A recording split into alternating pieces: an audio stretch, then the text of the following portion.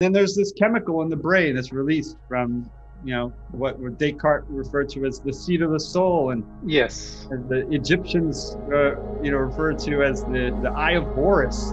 The only unilateral structure in the brain is in the brain. And it seems like a very interesting structure, and it's been implicated in mystical states only because there is some limited data, like Horacio was alluding to, that its data is not very convincing, but it is the data that does exist. It shows that it's a precursor to a chemical that's naturally occurring in the brain and is DMT.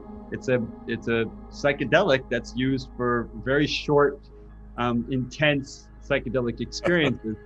Mm-hmm. And so that's why I was thinking with Sadhguru, you've been referring to the moon and working with the moon, the cycle of the moon specifically for spiritual purposes.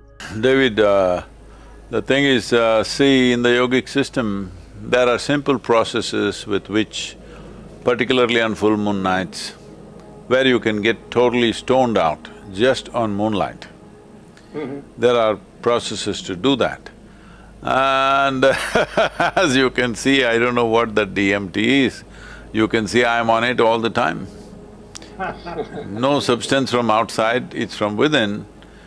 It is in some way, on one level, in the physiological level, the significance of yoga is to stay in tune with the sun and moon cycles in relation to the planet.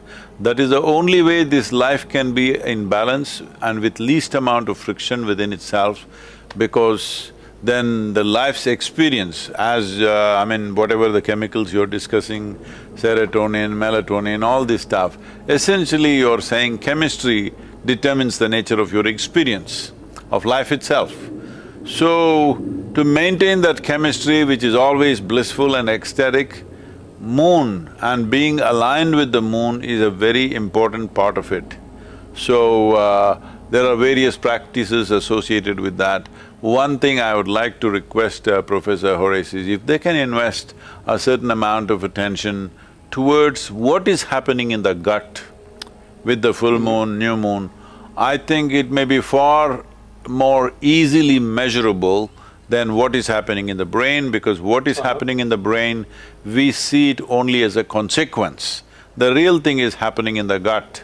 You may see certain effects in the brain, what is a consequence is one thing, but the process, the changes that are happening within the gut region is very big. What is happening is there more solid kind of stuff, it is more tangible, that maybe it is more easily measurable than what's happening in the brain.